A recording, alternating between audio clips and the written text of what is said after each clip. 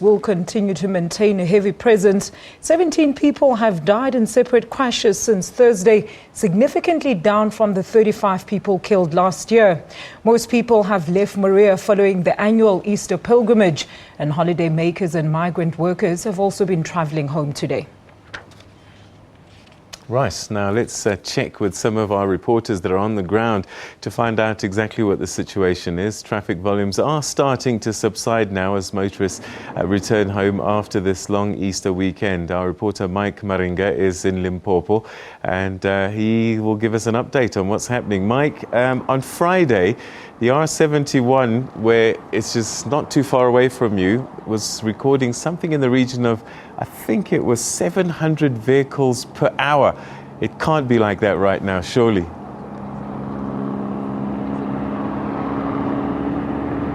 Hi, Peter. Yes, indeed, R71 was very busy, but today in the morning between 5 o'clock and about 2 o'clock this afternoon, they were recording over 2,000 vehicles. This is solely because vehicles that were coming from Moria were passing through the R71, join R101 and then to the N1. But as we speak now, I'm at Nail Plaza.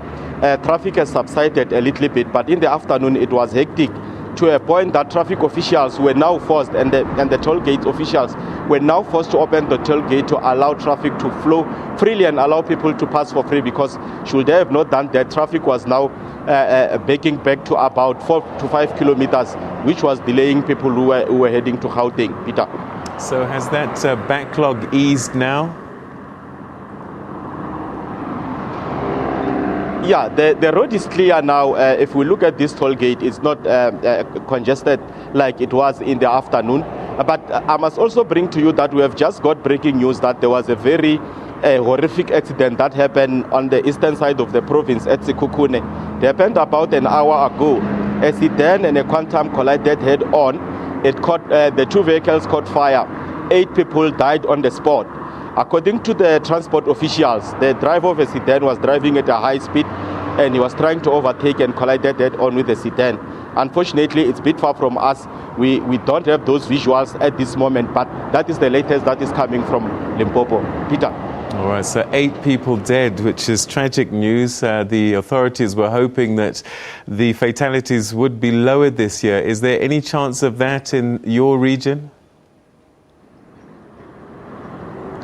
Look, when we spoke to the transport official in the afternoon, the number was at 19.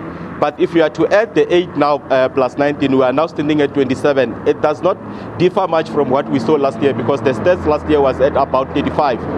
We don't know what will happen tonight, but when we spoke to them in the afternoon, they were happy about the number, to say that it has decreased, even though they were expecting a zero fatal. But at this point, we are even told that there are people who are injured, who are in the hospital. That number can even increase, Peter. The situation is not as good as it was when we spoke to them in the afternoon. All right, that's where we're going to leave it. That's Mike Maringa reporting to us from Limpopo with news of a fatal crash that's seen 8 lives lost, and that's sadly increased that death toll from 19 to looking like 27 at this time. But we'll have more details on that a little bit later on.